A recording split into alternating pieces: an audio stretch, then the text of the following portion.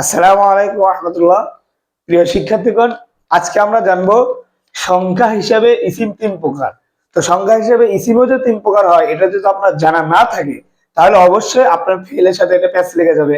তো প্রিয় শিক্ষার্থীগণ, খুবই সহজ, শুধু জেনে রাখবেন যে সংখ্যা হিসাবে ইসিমও তিন প্রকার হয়। এক নম্বর হলো মুফরাদ, যেমন আমরা উদাহরণ দিয়ে বুঝি। এক নম্বর হলো মুফরাদ, একটা উদাহরণ দিয়ে আমি সবগুলো বুঝাবো, তাহলে সহজে বুঝবেন। রজুলুন মানে একজন লোক, অর্থাৎ যে ইসিম দ্বারা একজন ব্যক্তি বা বস্তুকে বোঝায় তাকে ইসিমের ভাষায় বলে মুফরাদ। দুই নম্বর মুসান্না। হ্যাঁ, তো প্রিয় শিক্ষার্থীগণ, এই ফেলের ভাষায় এক বচন বোঝালে সেটাকে অয়াত বলে, কিন্তু ইসিমের ভাষায় এক বচন বোঝালে সেটাকে মুফরাদ বলে। আচ্ছা, ফেলের ভাষায় দ্বিবচন বোঝালে তাকে তাসনিয়া বলে, অর্থাৎ যেটা ফেল হবে, ফেলের মধ্যে আসবে। আর ইসিমের ভাষায় দ্বিবচন হলে সেটাকে মুসান্না বলে, যেমন রজুলানি দুজন লোক অথবা দুজন পুরুষ।